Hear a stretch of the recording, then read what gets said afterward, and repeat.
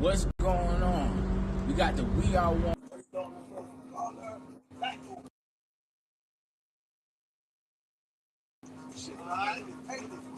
What's going on, everybody? How is everybody doing? Welcome to Thursday Night with Pineapple. I'm your host, Mr. Terrence Ramses. I'm going to give you a few seconds to get on. We're going to have a fun live this week. I'm telling you, man, this is going to be a treat because we're going to be talking about various different things from the fashion industry, sports and entertainment, and we're going to be talking about a few different things. I'm going to give you a few seconds to get online. Let me go ahead and adjust a setting or two on my end. I cannot wait to bring on this phenomenal guest. And I talk about this thing is about to go to the next level. This podcast is about to go to the next level, man. We just bringing on different people with different industries, and I am excited. Got this. Gotcha. So without further ado, so if those of you don't know, my name is Terrence Ramses. I'm originally from Brunswick, New Jersey, with a West Indian background of U.S. Virgin Islands and Puerto Rico. And I am the CIO of the Royal Blossom Company. I also do private label, and my former brand name was Right Brand Clothing. And the mission is to restore, build, and create, to restore all the wealth and resources that have been lost in our communities, to build up the youth and children that have been coming behind us, to create a unique commonwealth of like-minded entrepreneurs and put them back in their God-given purpose and talents. And our brand values is to be fun, spirited, and passionate about everything you do. So, a couple of brand updates. So I want to show you a few things real quick.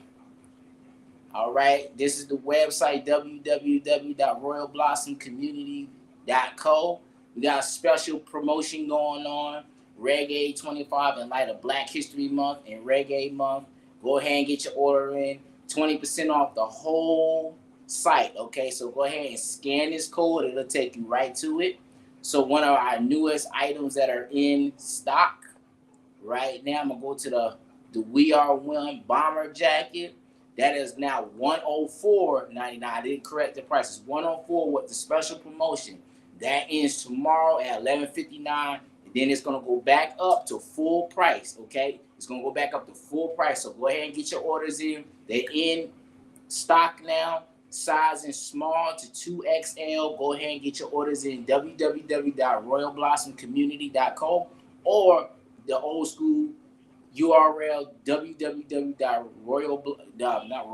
rightbrandclothing.com. Okay, so we got a few different things that's coming out too. We're gonna have some new socks that's on.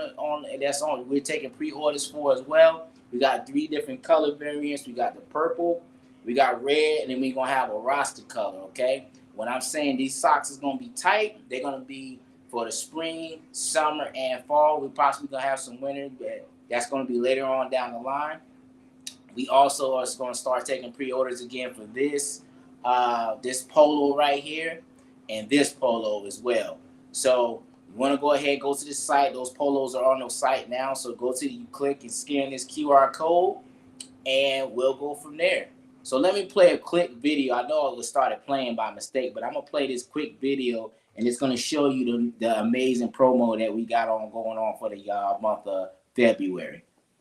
Go ahead and click this off. What's going on? We got the We Are One bomber jackets out here in Tampa, Florida. It's 60 degrees out here. The weather done switched up. It was hot this past weekend. As you see, got the diamond patch, the One Love patch, and the We Are One Royal Blossom Pineapple.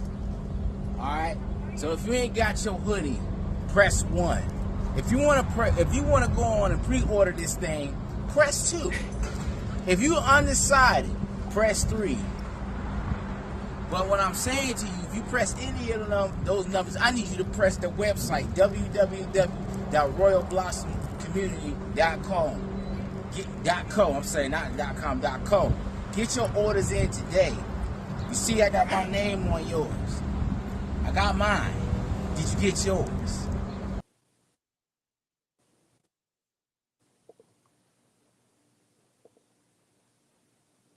Yeah, man. I like to have a little bit of fun when I'm doing promotion videos. Sometimes I mess up in the promotion video just to be funny and to be a little bit intentional, just to have some comedy. When you go to the website, that's the type of culture that we have in the Royal Blossom community. Everybody being themselves, letting their hair down, operating God's purpose, and I'm putting you back into the purpose and talents.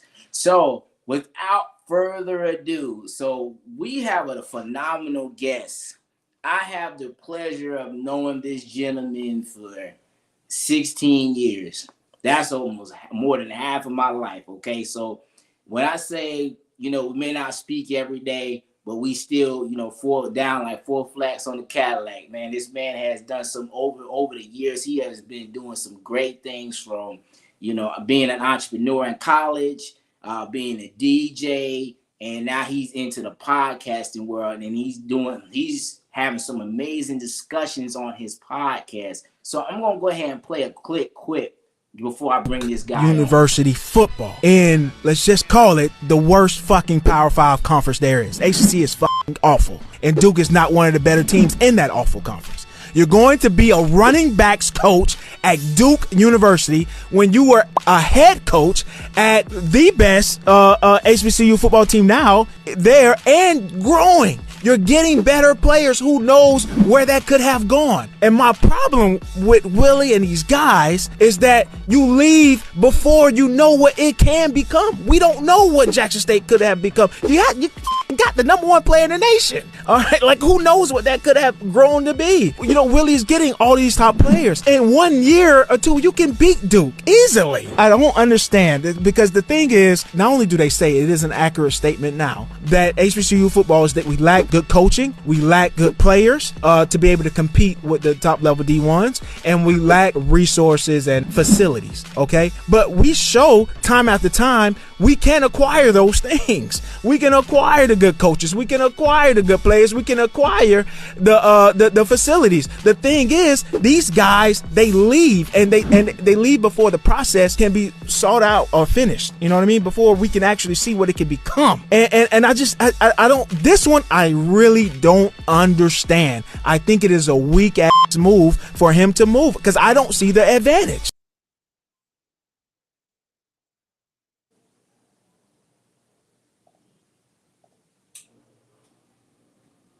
Yeah.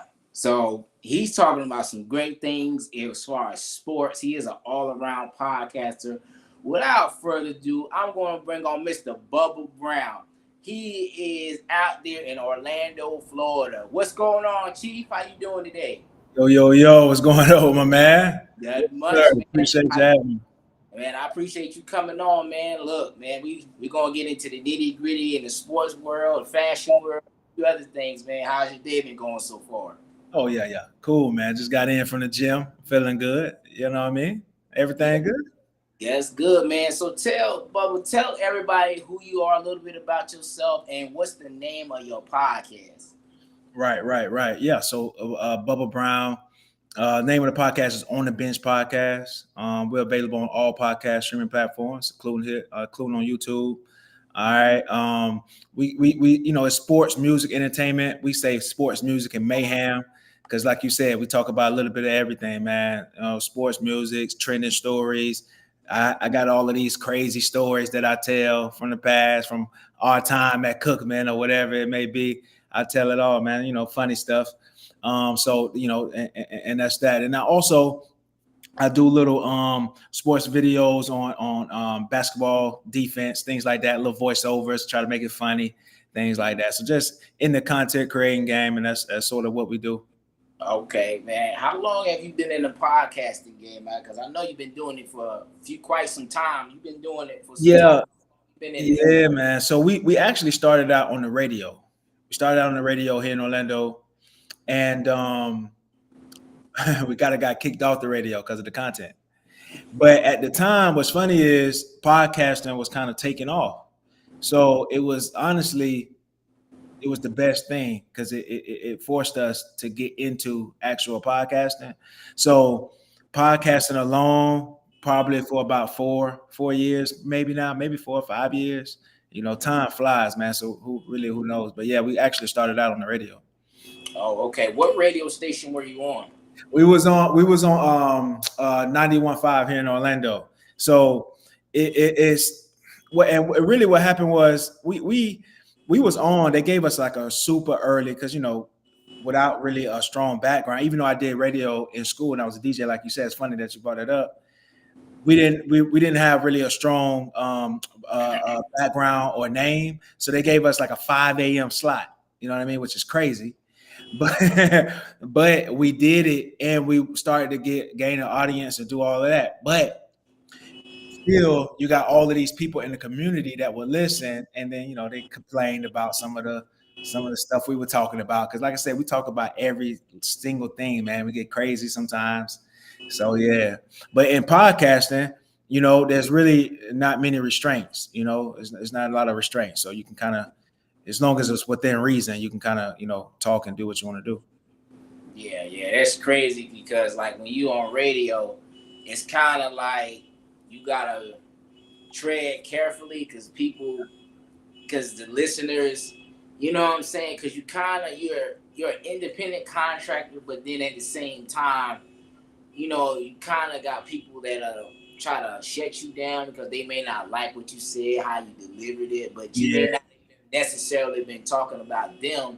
But people, they take things personal. They don't never look at it from a horizontal point of view. They always look at it from if that situation is impacting them directly. So they just get offended. Or I'm gonna get him kicked off the radio, and it's kind of just hating. People just trying to do their job and have a conversation.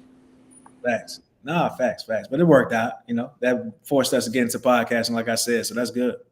Yeah, man. So let me ask you the next question. So tell us a little bit about that clip that we just played. So what made you come up with that clip? Because we both went to Bethune-Cookman. We always had problems with our football coach. You remember Coach Wide and Brian Jenkins. We had that. We went on a strong winning streak back in 2010, and then it just fell all the way off to the wayside, especially in recent years. And it's funny when you said that, the coaches, they get in there, they fix it up a little bit, and then when they get another opportunity, they'll go. So tell me your thoughts about that. Yeah, man. So like I was saying on camera a little bit, we, out of the thousands and thousands of videos we've done in the time of doing this podcast, that's sort of been my favorite one. Also, on top of that, we've only gone viral 3 times. Like we have tons of clips that do well numbers wise, but we have gone viral 3 times. That was one of the times. And what I love about it is it is about HBCUs. You know what I mean? And being going to one that's nice that going viral one time about HBCUs is cool. But it was just at the time of that clip, FAMU had the #1 football program in HBCU world, right? And they were getting all of these top players. And the coach was just a hell of a coach, man. And he ended up leaving, to be a position coach at Duke University, not a head coach, not an assistant coach, not the second man in charge. He went to be the 4th or 5th man in ranking at Duke University. And it's just like, well, you were the head coach here at this HBCU. You growing, you starting to get top players. It's just like, damn, like just see it through for a little minute, because what everybody says is, and with the Deion Sanders at Georgia State, and what my man here at FAMU, what they say is, oh, they have to leave because the top universities have all the money and all the resources, and that's the only way you can really win. But what I'm saying is, you don't know, because every time that they leave that HBCU, is at the pinnacle. But the pinnacle don't mean that's the end. You can push past the pinnacle. You know what I mean? Nobody has. What's after that? What's the door after that? Deion Sanders had the #1 player in the world. What's after that?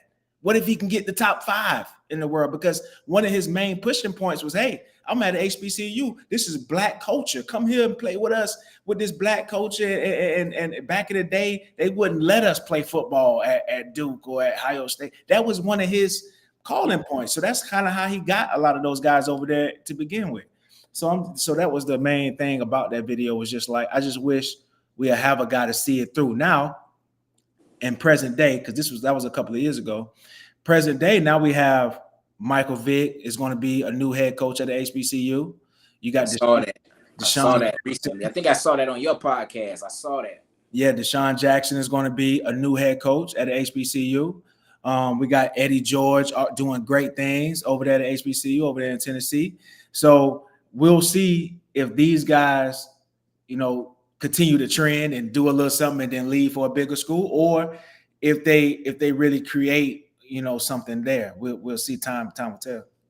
Yeah, that's a good point. You make some strong arguments and strong points when you're talking about that, and the community and people nationwide was giving those coaches pushback from leaving the HBCUs to go to D1, because our school when we first got there, they just transitioned to from D1 AA, and then they was in the like the top schools, because we is in the MEAC at that time. Right. And the funny thing is, when you're saying that, that you, and the crazy thing is, the thing about it I love about what you're saying is all of those that's true, but what I dug some research on it, because we experienced this when we was at Cookman, the administration issues, people in that on them boards, them old school board members, they give you pushback, they're not letting things be smooth. When you come in there as a coach, you see problems like when Ed Reed, for example, tried to come and clean it up. He said, on Ed. That was the second time we went viral. I went crazy on Ed, but yeah. Because he was like, listen, I'm trying to come in here and straighten this up. I want this to be a certain type of way, but you know how it is. When people don't want to let go of power, it causes different pushbacks and stuff. And the crazy thing about it, because when I did some research and I seen some videos, this lady named Pink Book Lesson, she did some videos on it, and he came out himself and made several statements about school. He came in there, he straightened it up, he gave him a top locker room. The locker room was good. He brought sponsors to Jackson State. He was doing everything that he had to do, but on the caveat to that, the downside and the messed up part about how the mentality in our community is, when we start cleaning up, making things better, somebody want to try to tear it down because they robbed him a couple of times and vandalized his stuff, stole his stuff out of his car, vandalized, the football field. And, he brought it to the administration, he brought that to their attention.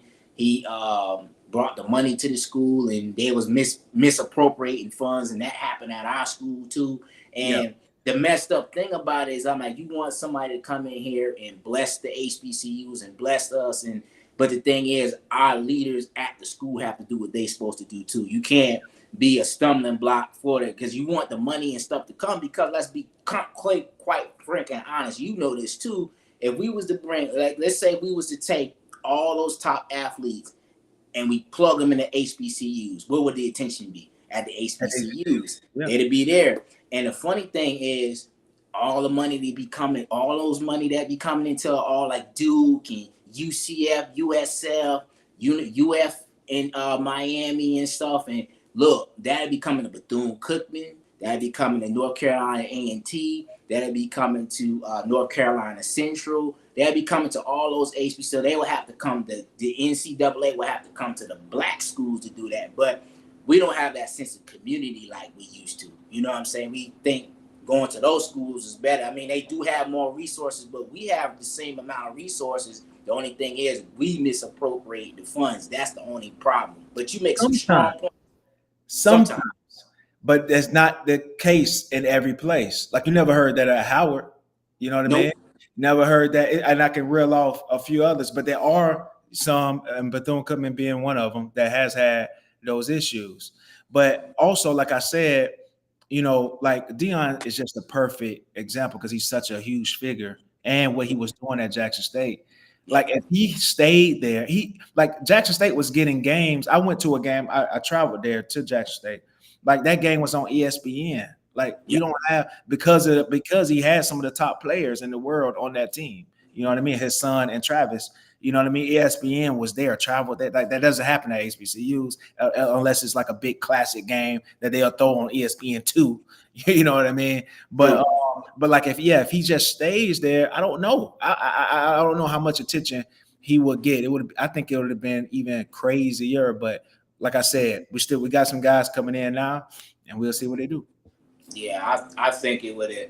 I think it would have been good if he stayed, but it's two things to be true at the same time. Who knows what would have happened if he would have stayed? Who knows what happened if he would have left and went, when he went to college. It's who knows? And on a personal note, it's worked out for him at Colorado. You know what I'm saying? It ain't a Deion made the wrong choice for him type of thing. It's just what I would have liked to see happen for HBCUs. You know what I'm saying? Deion is doing a great job turning around a terrible Colorado team and all of that. So it ain't about him making a wrong decision, like, cause he made the right decision for him and his family for sure. Yeah, I agree with that too. So and the thing is, I think our schools across the South need to do a better job in retaining these top coaches, and they need to do a better job in how they conduct themselves on a business level, a professional level, and etiquette level, how they handle problems, conflict resolutions. And I don't want to cut you off, but you said something about our time there at Cookman. A lot of people don't believe me. Brian Jenkins is one of the best coaches like ever. He you know what I'm saying? We beat 2 Division I schools in our time there. You know what I'm saying? And that doesn't happen at HBCUs. HBCUs usually get pummeled. They get destroyed by Division I schools. We beat 2 Division I schools under Brian Jenkins. But it's not that he left for a bigger school. He kind of messed his own self up with some of that stuff you was just saying. You know what I mean? So that's kind of what happened there, unfortunately. You know what I mean? Yeah, that's true. At the end of the day, we have the capability of being at those strong collegiate levels. It's just got to be a sense of pride and handling our business how we supposed to do, being professional. It ain't about a black or white thing. It's not about this school better than the other. It's just about professionalism. You can still be a small school, be professional, answering the phone, conflict resolution. How can we handle this behind closed doors without the students, the football players, the disagreements, not taking it, public and trying to prove a point. You know what I'm saying? Like, it's ways to do it without, because what it does is it lowers the morale. It lowers the morale of the school, the fans. It was like, well, a top player from high school, like a top linebacker, want to come to they scouting. And they were like, I see how they conduct business, and they'll just go somewhere else, and they got a better offer. Like, cause I think in recent years they have players they can make money in college now, to where they can have their image, they like image. What's it called? NIL, name. NIL.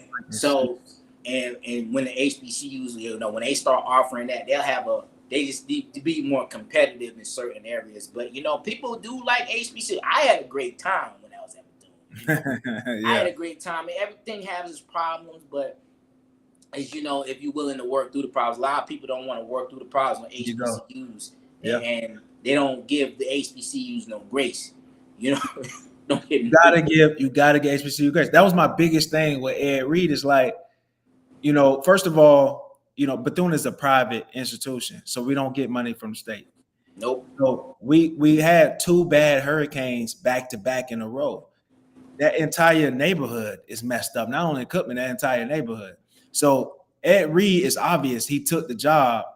He accepted the job before he even visited the campus because he was so excited for a head coaching job. You know what I mean? He accepted the job over the phone. And then when he gets to the campus, he's like, oh shit, like this ain't nothing that I'm used to. You know what I'm saying? And my office is dirty. It's like, come on, man. Like, you don't even understand like HBCU coach. Like, you are accepting this job, but you are taking on like a project as well. It's not just football. It's never only football at the HBCU, and it just is what it is. It's over the course of time. You have to push through a lot of that stuff. You know what I'm saying? Yeah, that is true because everybody at the HBCUs, everybody's there on loans. Most people are not there on scholarships. Most people are there, they get out of trouble to stay out of the streets and stuff. Our culture is different. And at the same time, those schools, like USF and the Gators and Florida State, they're not in impoverished areas. You know what I'm saying? They're not in those areas where there's a lot of stuff going on. And most HBCUs, with the exception about 5 or 6, most of them are in the in our, hood. they're in Yeah. the hood. So you gotta look at it from a different point of view. Like, okay, yeah, this is in the hood. This is where our school is. We might have to work on some things. It's gonna take some time, for us to, clean up stuff. So you see things, acknowledge it. Let's see if we can problem solve from it. But on a caveat, the administration has to show the same type of professionalism and grace towards them people too, because they're coming from a different. They coming. Ed Reed coming from the Ravens. He's coming from box office seats. He's coming Miami from Hurricane. Yeah. He coming from Miami Hurricanes. He coming from luxury. He coming from stuff being in order. But for him not coming to HBCU, he probably didn't go to a HBCU or anything. And he's coming down. He's saying, "I'm not used to this. This is what's going on." Like, it could be a culture shock to him too. So both parties have to show some grace and leadership towards each other. That would be my take on that. Facts. Yes, sir. What my next question to you? What's your? This is so funny. Sometimes I share this in people's inboxes about relationships. What's your intake about the relationship dynamics in our community and all the stuff that's going viral about the Cheesecake Factory lady and a few other. What's your intakes on that stuff? Ultimately, it's whatever floats your boat. You know what I'm saying? Ultimately, that's what it really comes down to. But all of that stuff is so funny when it does go viral, because everybody got a take on it. But I'm kind of on the opposite side of that. Like, everybody, especially in that particular situation, like, it's like, oh, she should be happy with Cheesecake Factory or whatever. A guy will take a woman out too. But my thing is, I'd rather a woman tell me up front. I'd rather her tell me that. And it ain't just about Cheesecake. It's about anything. If I need to buy her the most expensive purses all the time, or if she's some women just love to go on trips, 10 to 11 trips every year. You know what I mean? Like, all of that stuff, as long as you just have to communicate that in the beginning up front. Everybody is not your person. Just because they look good and got, you know what I'm saying, the exterior that you're looking for, everybody's not your person, man. And that's just what it comes down to. I'd rather somebody tell me that up front. You know what I'm saying? Because I'm not buying the Birkin bags and all of that. You know what I'm saying? Now, I wouldn't let you do it. I wouldn't let you do it. I have to come pull you to the side, bro. That's not marriage, sir. Yeah, man. And the crazy thing is, I've been seeing so many things, especially during the pandemic, and because everybody had to sit down, talk, everybody had time and all that stuff, especially with all the stuff that's been going viral. And the stuff that be coming on my I have 2 YouTubes. I got my personal YouTube, and then I got my my business. This YouTube got nothing but fashion music, podcasting, and all that other stuff. My personal YouTube, it's a little mix of everything. It's about fashion, things that I like that's in the community, relationships, things that affect our community specifically. And relationships has been one of the biggest topics on my feed, and that's just like the stuff that I see, and I just can't believe where we have become as a people when it comes to relationships, especially when all the stuff going on with the DEI and stuff like that. I'm like, at the end of the day, there's things more important that we need to fix internally as a community before we start talking about, boycotting businesses. Because, at the end of the day, you should be boycotting the family law courts about, breaking up families. You should be boycotting child support. You should be boycotting all these systemic things that work against you and your family to keep your family apart.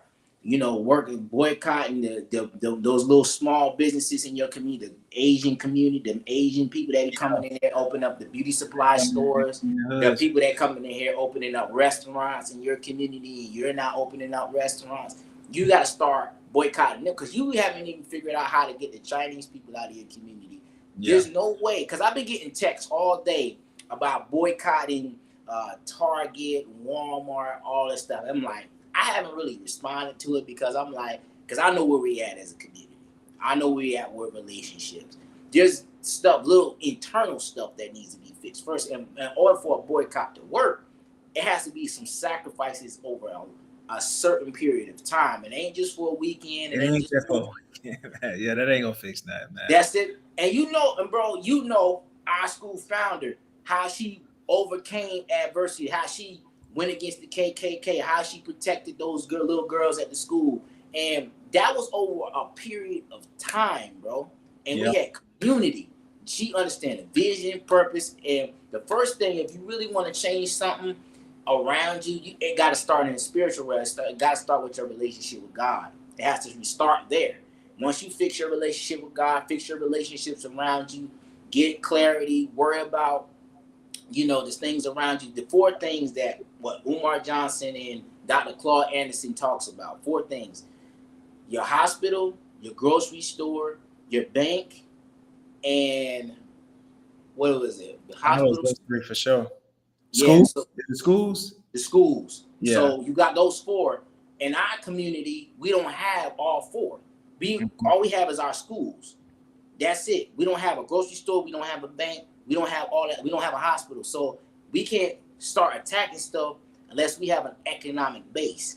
Then we can start tackling out that other stuff. Then we can start voting and stuff the right way. Then we can go to the next level. Because this last election, all those people that was chilling recalibrated the government. You know what I'm saying? You can recalibrate the government with your dollars because we got a $1 trillion spending power. However, it's not aggregated. You can't do anything without any organization. And we'll say we'll boycott. Okay, not one of those text messages said what were the alternatives. Where we supposed to go for our food? Where we supposed to go for gas? Where we supposed to get our clothes? Okay, but saying just go with that, and that's not realistic. And only it's not realistic. I mean, it's realistic because it's only for a weekend, but it's really not even for a weekend. It's just for a day. It's just for one day on the weekend, and that's not going to make an impact, man. That's just not even going to make an impact. It's not going to make an impact because it's not organized. It's not targeting the right people, man. Like boycott the bank. You know what I'm saying? That's not giving us these business loans that we need to have our own grocery stores and stuff like that. Like, we've been getting denied loans for thousands of years that people talk about, but what are we doing about that? You know what I'm saying? It's funny when you talk about disrupting the bank. There's something I'm gonna drop a gem for you. So there was a study said if you fractional reserve banking, a lot of people don't understand that term. So when you're doing that, let's say for example, everybody across the United States stop doing business with one day at the bank, you can recalibrate all of that. Because when you put your money in the bank, for example, you put your money in the bank, you put $1,000 in the bank. The bank takes that $1,000, they loan that to somebody else at a 5 to 10% interest rate. But yet when you have your savings account, they give you 0.0001% on your money. Now, let's say if you was to not do anything with a bank for 24 hours, you'll stop everything that they're doing. You can recalibrate the bank by like, okay, we need to get these loans. We're going to do this, that. But they know that if they can deny you, they're not going to finance you, repairing your community. That's why individually we got to help each other get to the next level to where we can build economics, so where we can build our power structures back, build our businesses back, and build our stuff back. So we can't just boycott this and don't have no alternatives, because my problem with that too, when you talk about boycotting your businesses, you boycott Black-owned businesses on a daily basis. You know what I'm saying? Like, that's what blows my mind. Do you go to like a market, you see a Black-owned business, you'll say the price is too high, or you walk past and I'm gonna come back and shop. You never shop with that small business. you know. And the same thing at the caveat with those businesses like Walmart, Target, all those big companies. There are also black-owned businesses in there. They have contracts, so they can't just pull their stuff off. Even the ladies that was in Target, Tabitha Brown, a few other people, they came out and said, "Look, we're not taking our stuff out of Target because y'all having a hissy fit. We can't just take our stuff out because we're gonna have to pay for the shelf stay. We're gonna have to pay this fee. It just doesn't work like that. You know what I'm saying? If you want to do that, it has to be an alternative, and it has to be a strategic alternative.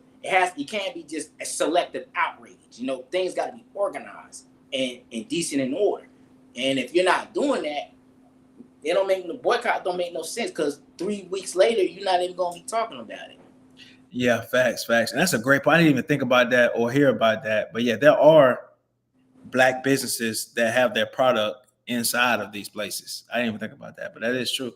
You know what I mean? Yeah, they got them in their product because it was like four or five different businesses. They was in Walmart and in Target, and they was like, man, we can't just.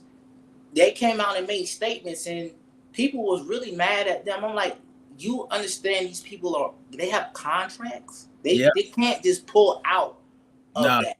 No, not for a 1 day movement. That ain't worth it. That ain't gonna work. What about all the black people that work for them places? They gotta. What about the black people that work for those places? They not show up to work that day. They gotta show up to work. So you can't say. Yeah, so you can't say like, okay, you need to quit your job. Okay, who gonna employ me? Yeah, need an alternative, man. You need an alternative.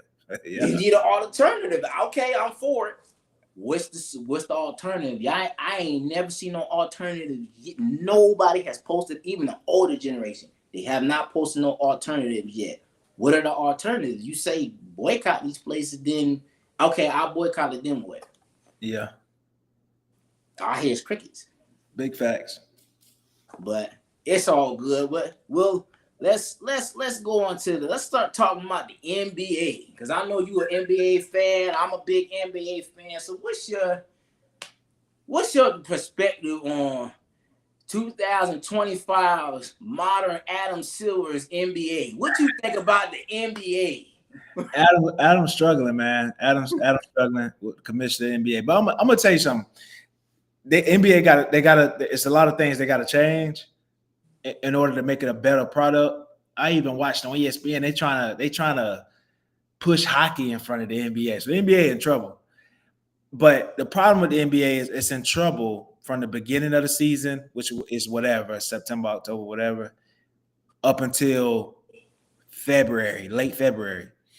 But every year in the NBA, this year included, after the All-Star break is when the real basketball happens. Now, that's an issue. That's a problem because we've been watching 3 months of bullshit basketball. Like, that's a problem. But, like, from here on to May until the finals, it's really good basketball. So they got to figure out a way. And they tried with all of this in-season tournament bullshit that nobody cares about. You know what I mean? And they've done different things with contracts that really has made the league worse. You know what I'm saying? And now is the real basketball starts, and that's when it's real entertaining and we want to see. But man, they in trouble. They made it hard for like players to move, for teams to move off of players. In the NBA, man, that's like one of the biggest things. Like they always steal the headlines with player movement. You know what I'm saying? LeBron moving different places, Durant moving different places. Like whether fans like it or not, that draws interest. And with the way they're doing the contracts now and allowing these guys to have these huge ass contracts, they're hard to move. Like my favorite team is the 76ers. You know what I'm saying? Yeah. We have two guys that's making like crazy 300, 200, 300 million, Joel Embiid and Paul George. They're not worth that, but now we can't move them. So now we're going to be stuck for 4 or 5 years when David Stern, the previous commissioner, like they had an amnesty clause where you can just cut a guy. If a guy you paid a guy, you overpaid a guy, and then he coming out and all of a sudden he trash or he always hurt, you can just cut him. You know what I'm saying? Or you can easily move him to another team. Now Now you have to match contracts and all that. Yeah, Greg Oden is another guy. Now you have to match contracts in order to trade a guy. All of that. It's tough, man. They got a lot of stuff to figure out. And like you said, I love the NBA, man. They do, but hold on. Let me add. I thought I added this scene in here. I'm gonna play this scene real quick. I'm gonna add this one. Let me see. Where is it at? I don't think I put it in here. Hold on. Let me add this scene in here real quick. I'm gonna add a scene in here because this is key to what we about to talk about. Okay. Where is it? I think it uploaded. Mm-hmm. Oh, hold on 1 second. I don't think it uploaded. Let me see something. I thought I downloaded, but apparently I didn't. One moment. Let me, cause that this is key to what we about to talk about. Where is it? I don't think it downloaded. Okay, we're gonna come back to it. Cause it's funny when you talking about that. When you're talking about today's NBA, like they changed all the rules. Like it used to be physical basketball. Like it used to be centers. It used to be power forwards. Back to the back. There's no post game. Yeah. Where's the post game? Where's the post? I'm like I cannot believe what I'm seeing. I'm like, hold on. There is no post game in what we're doing. What are we doing? Like this is just everybody shooting threes. Yeah, running up and down shooting threes, man. You got the tallest man in the league. Damn, they're leading the league in shooting threes. Wemby. Spurs. He hurt now, but yeah, like he shot a bunch of threes. 7'5", 7'6", whatever he is. So yeah, it's definitely a different game now. Now that's not gonna change. I always talk about stuff that they can change. That's not gonna change because these guys, that's just kind of what the league is right now. So we kind of got to get used to that part. But there is other stuff that they could change to make the game better and make it a better viewing for the fans to watch. You know what I'm saying? This all-star thing people have been talking about for a while because the all-star game is terrible. You know what I'm saying? It's things they can do with that to make that better because that's just ridiculous. You know what I'm saying? Yeah, it's terrible because the ratings been down for the last decade, bro. Like they've been down. Yeah, they're going down and down and down. Like I said, they try to tell us that hockey is better. they try to put hockey in because they getting people to watch their stuff. Like when I say hockey, I ain't gonna lie, hockey and tennis and all those other sports, they coming up though. They're coming up. The NBA got to be careful. They got to be careful, dog. Because once you lose that spot, ain't no coming back from that. You know what I'm saying? You once you lose that spot, man. They keep you know what it is too, bro? There was somebody, I think it was either Paul Pierce or Gilbert Arenas, or was it Kevin Garnett? One of those three players. They said they made the league like Adam Silver made the league to where they're making it. They took away all the physicality, all the stuff that Shaq and Kevin Garnett used to do. Star Miles Swift, all those guys, Zach Randolph. When we was in school, we used to watch those players. All the physicality. So what they did in recent years, they started changing. Those the screens, getting fouls over screens. Yeah. Defense. They make defense impossible. And I saw this in real time when it happened. All the major sports. Hockey, baseball, football, they all did it around the same time, and basketball. But I'm going to talk about those three in particular. What they did was they made it to where the offense scores more because that's what people wanted to see. In football, that's worked in football. It's worked in baseball. It's worked in baseball more than anything. Like more home runs, more people wanted to see that. And also in hockey, more goal scored. So the NBA said, oh, shit, these other sports – that they think people want to see offense. So they're changing rules so people can score more in their sports. So why don't we do the same thing? But the problem is nothing was wrong with the NBA. You didn't have to change rules to score more points. We were great watching what we were watching.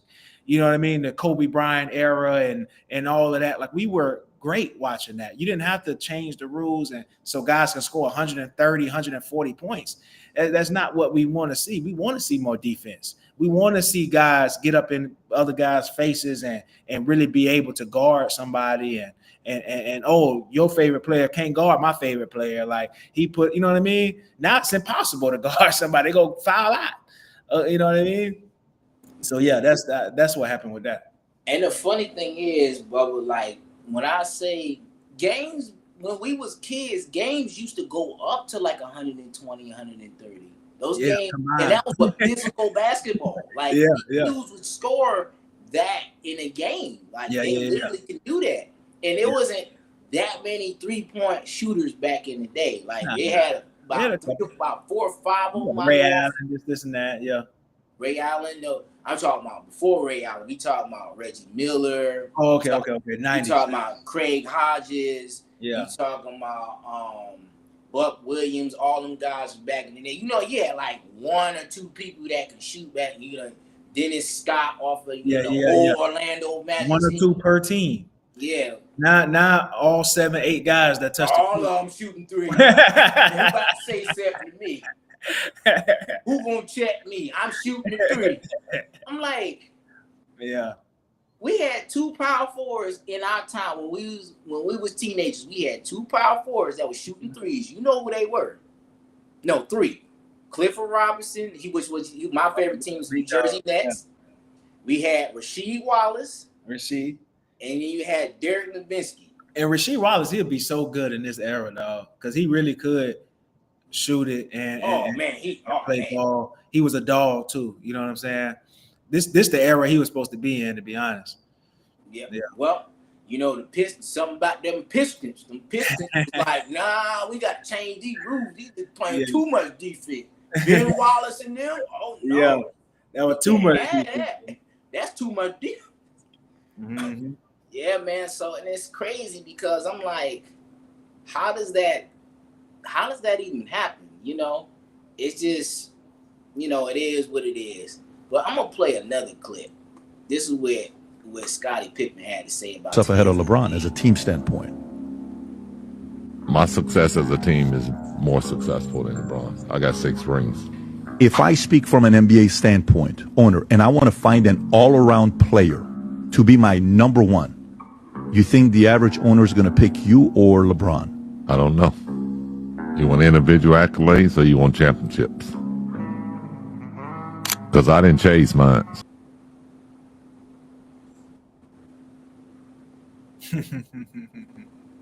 I'm telling you.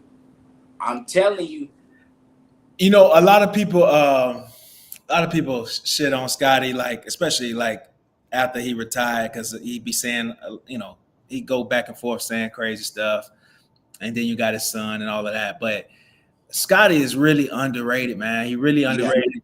I think he has the right to feel that way. I know LeBron is like one of the best players to ever play. You know what I'm saying? He's one of my favorite players. But Scottie is really underrated. He was really that guy. Even when Jordan left, you know, first of all, Jordan never won without Pippen. Okay. And yes, Pippen never won without Jordan. But when Jordan retired, you know, they didn't have time to go get another top player. Pippen was the top player. That was it. That was the team. Jordan left, and that was the team. They still went to the playoffs. You know, Pippen was what, 2 or 2nd or 3rd in MVP voting. You know what I'm saying? That year, like he was really balling. Yeah, he was an all-around player. He passed the ball. He played defense. You know what I'm saying? He scored well. So I don't really have any issues with him saying it like that. Now, of course, I'll pick LeBron all day, every day, as far as an all-around player, you know, to start my team with. But Scottie ain't wrong for feeling like that because he was that guy too. Now he ain't wrong for feeling like that. I would say like this.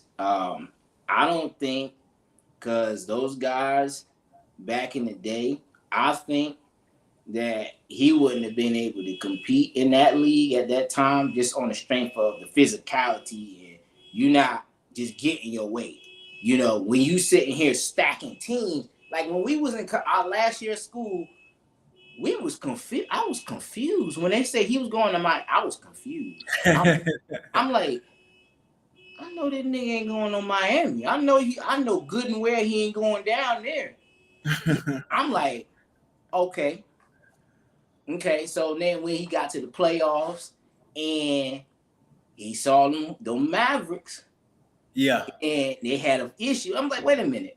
You're not showing up. And this is an older Mavericks team at the same time now. Yeah, Jason Kidd was old. Jason Terry was older. Yeah, there's some older cats on there. Yeah, Sean Marion, you had older. Sean Stevenson. You had some guys on it. They was cooking them, boy. They cooked them. When they, first of all, how I knew they was gonna win, they was gonna go all the way to the ship and win. When Kobe got swept, I'm like, the whole league was up. The whole, hey, wait a minute, hold on, nigga, they gonna win. They was like, Kobe was confused. He seen what just happened. I just got swept. Yeah. You don't sweep it. You don't sweep Kobe. They swept them, cooked them.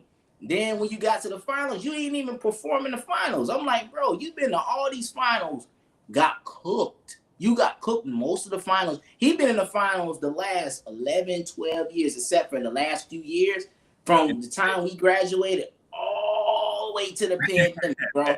I'm like, I'm tired of seeing this dude in the finals. I'm like, you're not even winning the finals. Like, bro, you keep going and getting cooked, and you getting cooked on different teams. Like, and I feel like he shouldn't even won, none of them games with, the Spurs. That's basic basketball. They didn't know what to do with that basic basketball. Yeah. But that's the Spurs, man. They had a strong dynasty, man. That was a good run they had too. That was a good run they had too. Yeah, man. Prayers up the Greg Pop. He going through some stuff. Yeah. He taking the rest of the season off. Yeah, I think he about 80. He up there. He almost 80, boy. By the time he started thinking about retirement, he got that unicorn over there, so I know he don't want to retire because we gonna get you a ring before I get up out of here. You know what I'm saying? That's what he's trying to do. So I don't blame him. Yeah, man. Before we go to the next question, what's your thoughts on Kevin Durant going to the he was on my team, he was on the Nets too, but what was your thoughts on when he went to Golden State? Back then, I didn't like it. It's, in my opinion, it was much worse than the Heat. I value Chris Bosh and D Wade differently than other people. I don't think they're as good as what other people put them at, especially D Wade.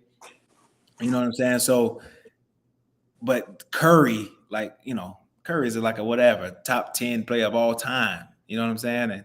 And Klay Thompson, one of the greatest shooters of all time, in their prime, like in their slap middle of their prime. You know what I mean? And Draymond, one of the best defenders of all time. And you go there, but it is what it is because they needed him to win. So it's tough. I think he should have just stayed there. You already had made the move, and you had pushed through the BS of everybody saying that it was a weak move. You know what I mean? You had already got through all of that. So now you won 2 titles. You might as well stay and rock out and just dominate. That because that team was really unbeatable. Nobody was going to beat that team. You know what I'm saying? Like that was clear as day. You might as well just stay, created a dynasty, and LeBron would have never won again. He wouldn't have won. LeBron would never won again. Nobody would ever won again. Yeah, I it's funny, when we talk about the Heat, I honestly like the 2006 Heat opposed to that Heat. That was, even though D Wade was young, because he got hurt. When I say I don't think D Wade is as good as everybody thinks, it's because he got hurt earlier than he probably should have. That's what I'm saying. That's what I mean by that. So he was hurt for the most of that LeBron James, Chris Bosh little era. But that 06 Wade, 06 Wade is a different monster now. You know what I'm saying? That was a different monster. And you still had a little bit left in Shaq Tank and all of that. So Shaq. Yeah, that was a team. Yeah, that when he went down, Shaq went Miami, that was different because they had players that already been there for a while. And Shaq just came down there, because him and Kobe had issues and stuff like that. He said, I'm gonna just go to South because Shaq already been in Florida already because he was with I love that Magic team, though. I love them. You know, Yeah, I love that Magic team from back in the day. Penny Hardaway, them guys, I love them because they made Orlando special within 5 years of being there. They go to the finals because that team was brand new at the time. yeah, like as an organization, period. They were brand new. Yeah. Mm-hmm. So it was crazy because you can respect those teams because it wasn't like superstar teams, but them teams was pretty good. Them dudes on the bench was good. Starting five was good. That's when they had Horace, them 3Ds, Horace Grant. Could tell them that. Horace Grant gonna get you to the finals. Facts. Yes, sir. Yes, sir. That is, that's good stuff when it comes to, basketball and things like that. So let me ask you this. I know we've been talking about it. I think the NBA has gotten worse since we was, teenagers and stuff. So what's your intake on the WNBA? Or the WNBA? Yeah, they this is their time, and they have to capitalize off of this era and this momentum right now. Of course, what's my girl name? Caitlin Clark. Clark came on the scene, and everybody like really paid attention to her. And really, it was the Caitlin Clark versus Reese. You know what I'm saying? In college, yep. It started there, and all it did was transition over to the WNBA, and it got a lot of eyes on them. People started watching it, commenting on the game, talking about it. And even though Caitlin is like even nowhere near the best player in the WNBA, but now we know that allows us to watch and understand more about the game. Now, it's this girl in college, man, and she's a monster over at USC. You know what I'm saying? Juju. You know what I mean? Okay. Yep. I think she really gonna change the game because she's a monster. She's like a real monster. You know what I mean? Now, once she gets into the mix, then I think you really got something. But they have to take advantage marketing wise. You know what I'm saying? I think they made a mistake by not participating in the NBA All-Star event. Like last year, they had one of the girls, one of the best shooters, participate in an NBA 3-point shootout, and she went against Steph Curry. You know what I'm saying?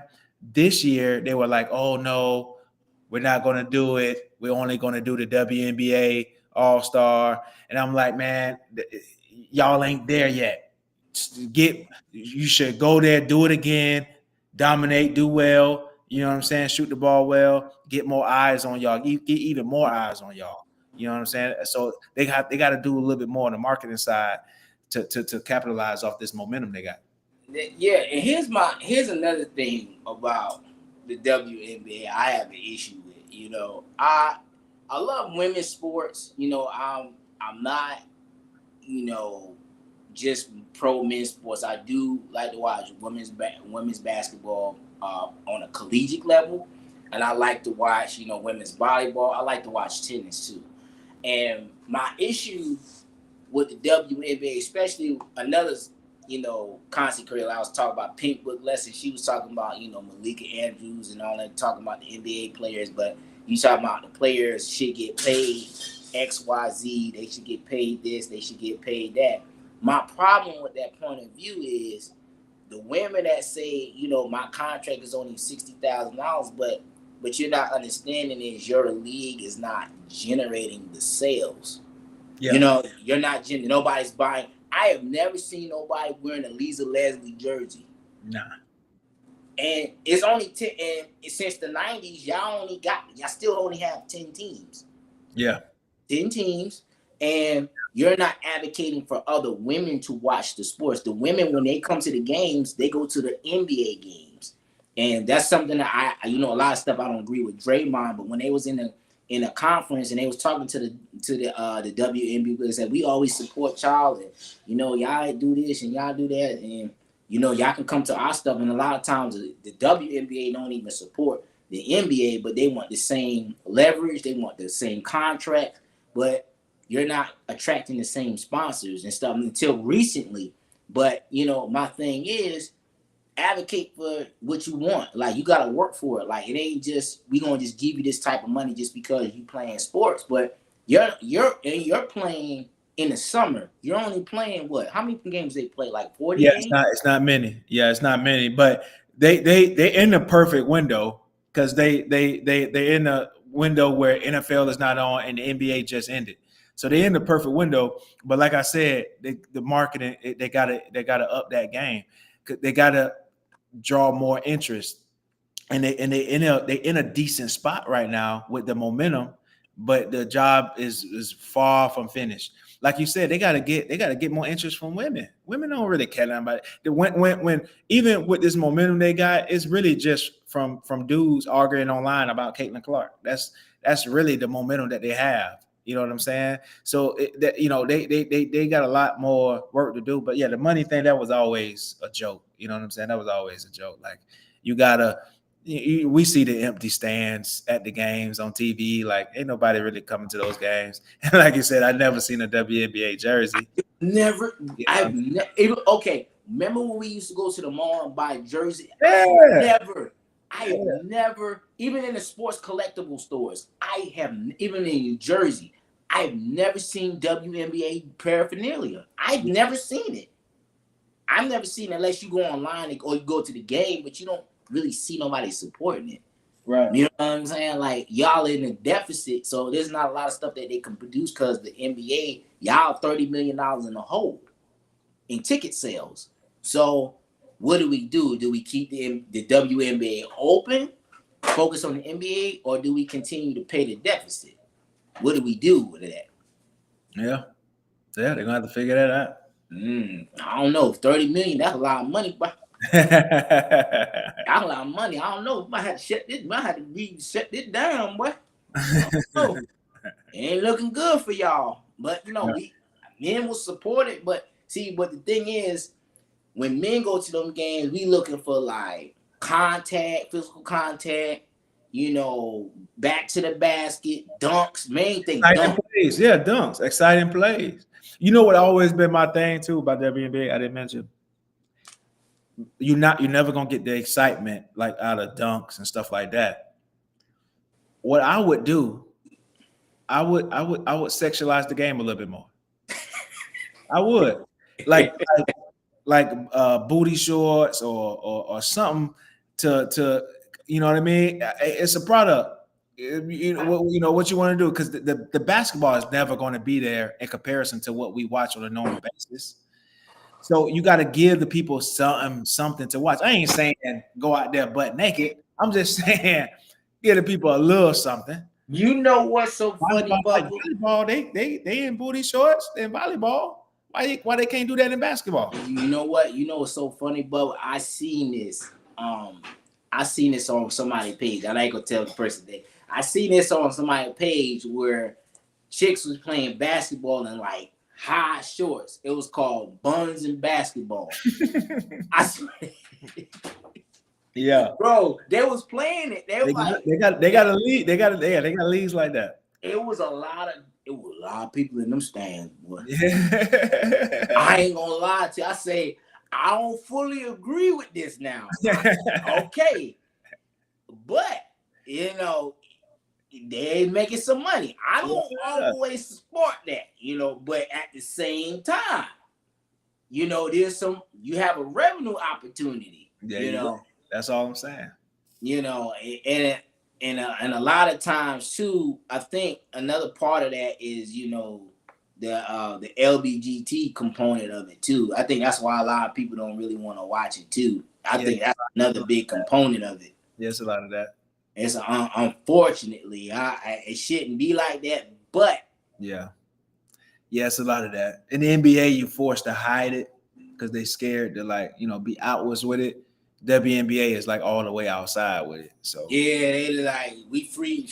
We known that since the 90s. Yeah, like we always known that. Boosie said it in the song. You know what I mean? The girls kissing, playing basketball, something like that. He said so. Yeah, we've always known that.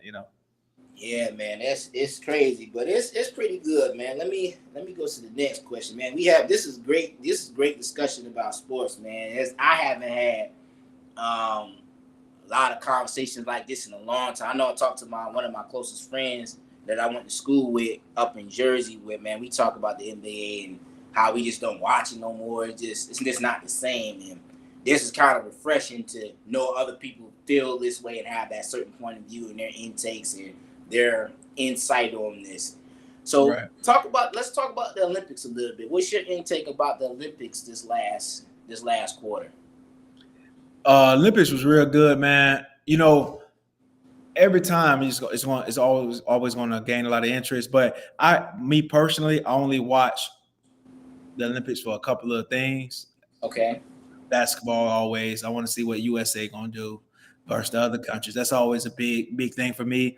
And then the second thing on and only is like who from HBCUs are performing and how they're doing in the Olympics. Like, Bethune, we had a track guy in there that did well. You know what I'm saying? So that's what I be looking for. It don't have to be from Bethune, but any HBCU. So those are the two things I look for always. Team USA basketball, and then who from these HBCUs, what events are they in, and how they tracking and how they doing. Yeah. I mean, the Olympics haven't really been having that many problems with the Olympics over the years. I mean, here and there, but this one, it has a little bit of controversy with some of the lower end sports like the ballet and then Simone Biles and all that other stuff. Other than that, Olympics been pretty cool. They had some crazy like new events or whatever, or was new to a lot of people. Like they had this break dancing thing where all the countries getting together who could be the best break dancer. Like they had some crazy funny things like that too that I thought was interesting. Yeah. So, what's your thoughts? Do you think we should keep the WNBA, or do you think we should dismantle it? They got to keep it now. I mean, because Caitlin is kind of saving it. Caitlin is kind of saving it, and then like I said, you got that girl from USC. I think she's going to help continue to change it, and then go from there. And then you always got Reese. Reese is such a media magnet, so they got to keep it for right now and see what they could do. Now, if it wasn't for these new girls and every girl I just named, one of them ain't even in the league yet, and two of them, their first year was last year.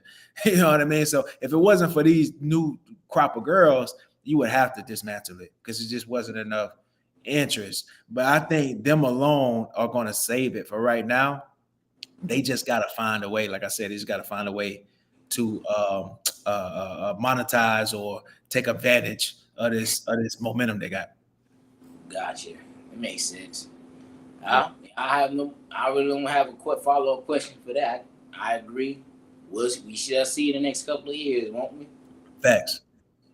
So what do you think about the NFL? Where do you see the NFL in the next 4 years? I mean, there hasn't been that much pushback about the NFL, but I will say at the Super Bowl, they did change one of them rules that was so funny because when the Kansas City, the Chiefs was getting cooked, right? And it was in the third quarter. They said they changed the rule last year. They said, man, y'all can't do no onside kicks unless you losing and unless you in the fourth quarter. I said, what are the odds of that? I'm like, yo, they getting cooked. They need onside kick right. They do it every time. That is hilarious. NFL is in like a great place. They always seem to just get it right. Now, there is one thing that they're changing that I'm not sure about, and a lot of people are not like really paying attention to. They are trying to move into streaming sites. So if you notice, last year the Thursday night games were on Amazon Prime, and then they had one game on Netflix. Netflix is trying to get in the NFL game and get like one game a week. Like they're trying to get it regularly. They had one game last year that did okay. That did pretty good. But Netflix is trying to get a regular thing. Now that means it's going to move away from like, each city you're in, you get free NFL games of whatever team is in your city. Like you in the Tampa area, Tampa Bay Buccaneers, you can watch free every single week. You know what I mean? But if Netflix get involved, you won't get that. You will have to have a Netflix account in order to watch your local team. Now, Netflix got a lot of money. NFL got a lot of money. They both want to make more money. So that's probably going to happen. But how would that work with the views? It's a lot of older people that only watch network television, that love the NFL. They're not gonna get Netflix. They don't even know how to work Netflix. They sure don't. They be like, baby, how you work this Netflix? I'm trying to get to my I'm trying to get on Amazon Prime to watch this game. I get game come on. I got the cheese sticks and stuff ready. I just don't know how to log into this thing. This thing asking me for credit card information. I'm like, man, it's crazy if they do that. I mean, it is the way of technology. It's the way it's going. I don't necessarily agree with that, but hey, it is what it is. That's when you say where I see that in 4 years. That's where it's headed. Yeah, that's where it's headed. We headed to Netflix. It's gonna be. I think the NFL is all gonna be on Netflix, Amazon Prime, Hulu, whatever. I think that's where you're gonna have to go to watch your NFL games. You're gonna have them. And what's funny is we used to complain about cable prices, and rightfully so.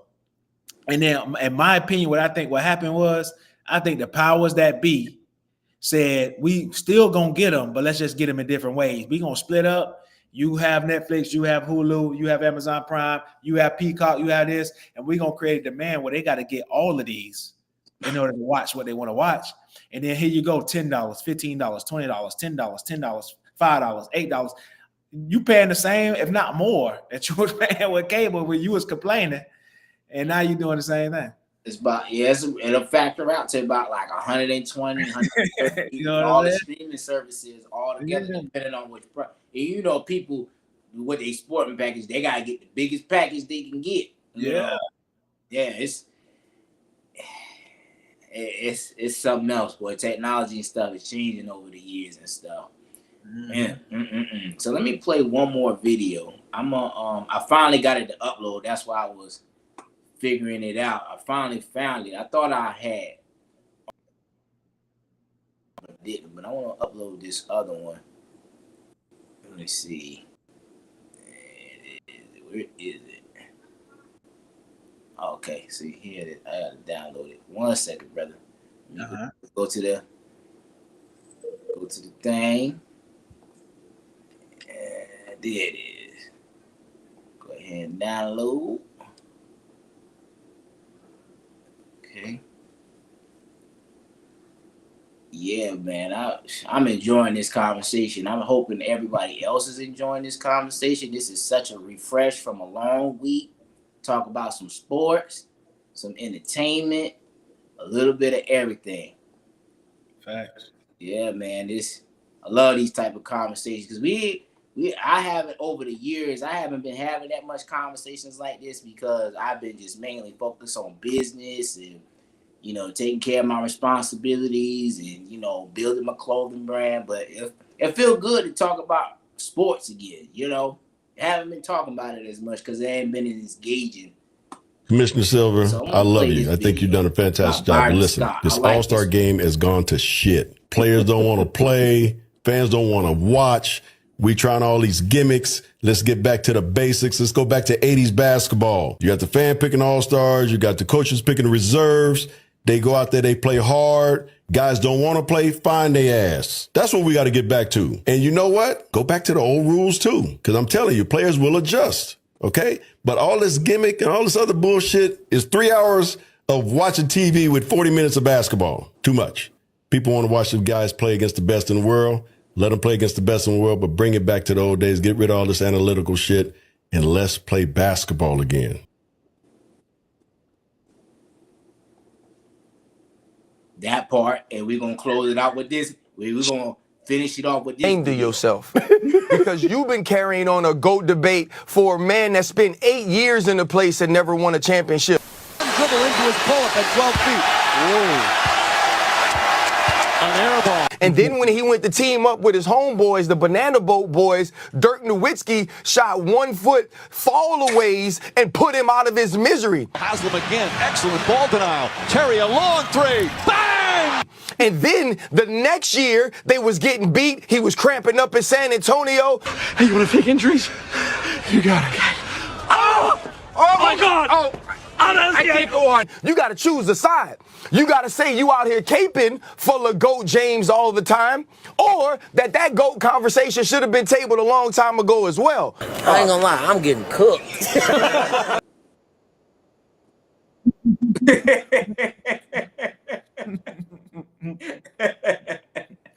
I love that because it's so funny because I remember watching that playoff game at Buffalo Wild Wings.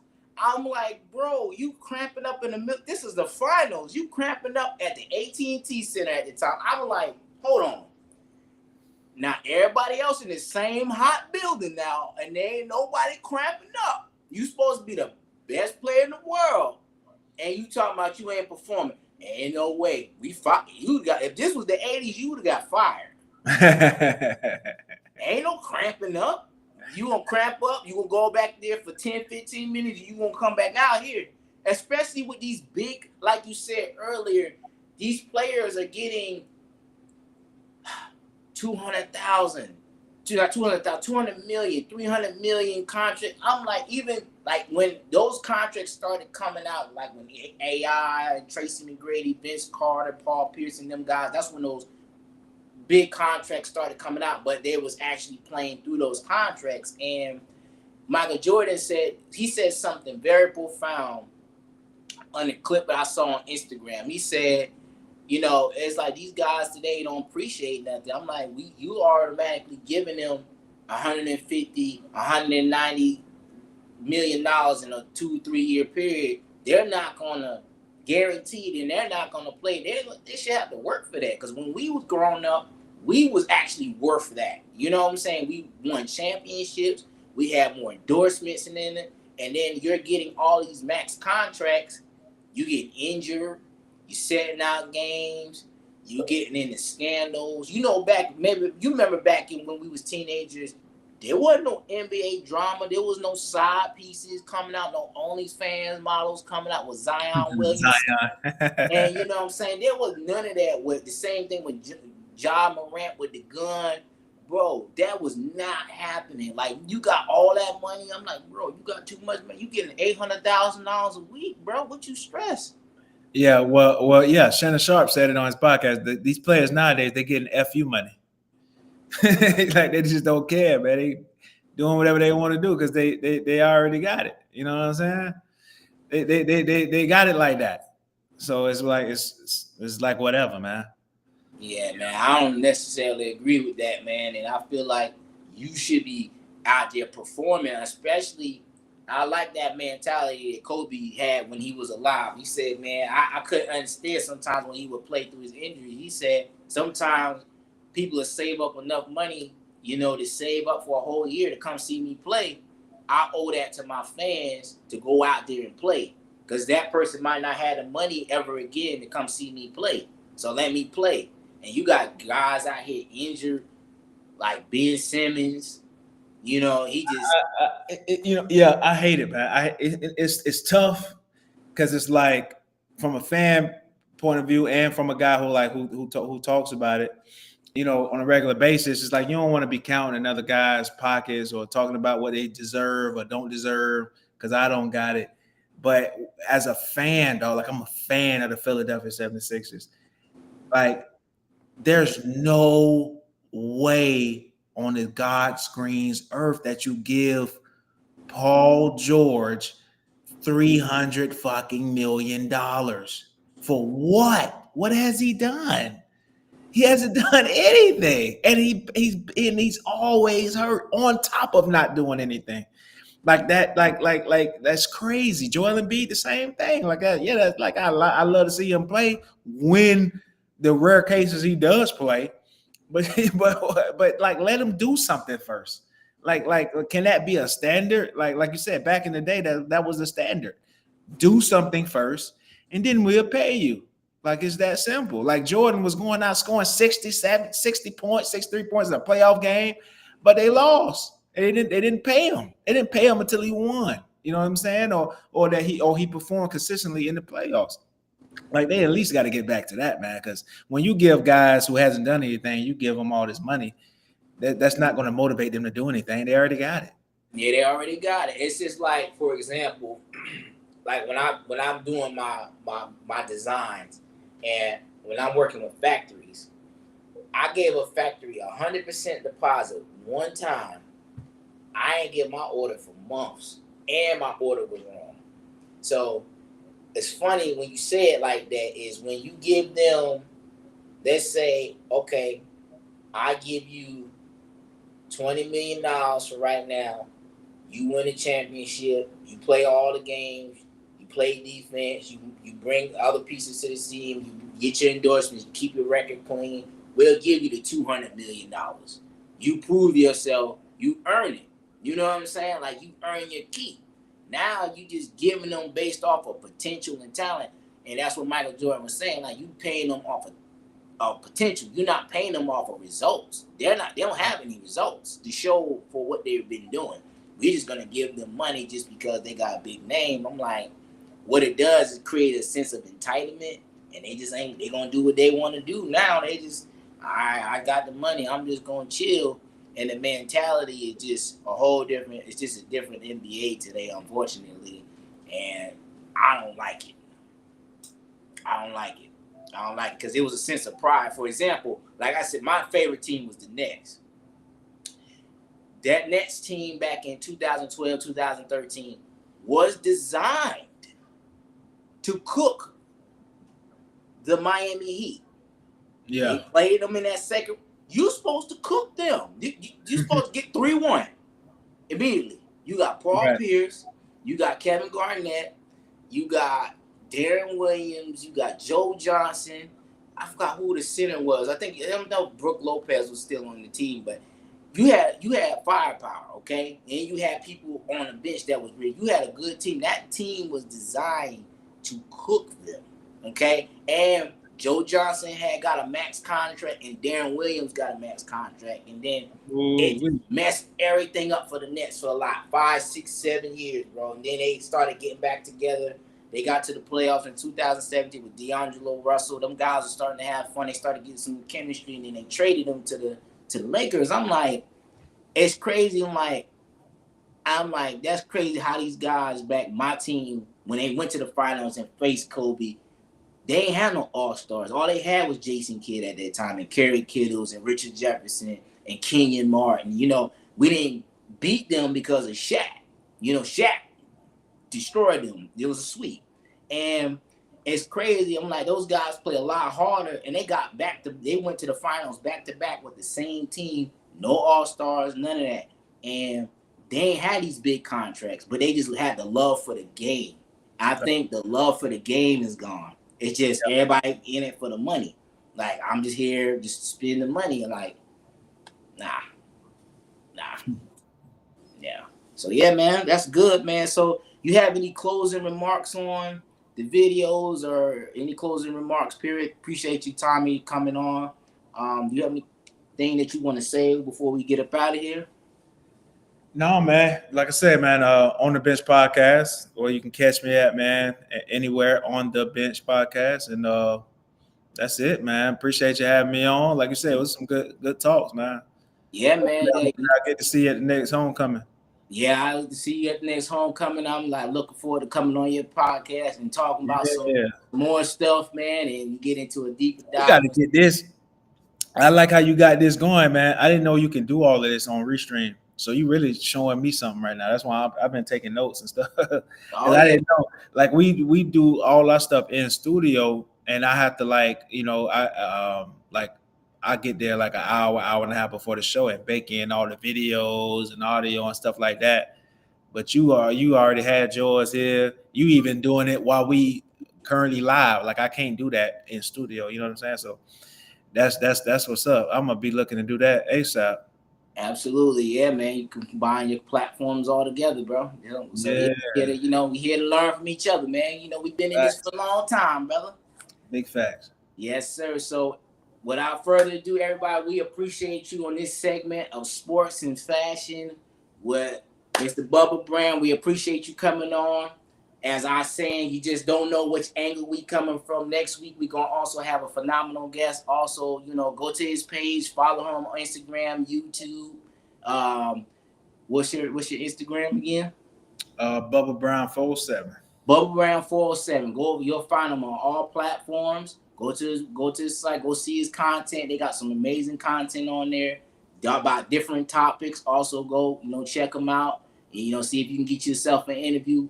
Also, go to the website www.royalblossomcommunity.co. Go get your merch if you see something you like. Same day shipping on the next day. We got that special promotion once again. Reggae 25% off the entire site until tomorrow at 11:59. Without further ado, we'll see you next week. Over and out.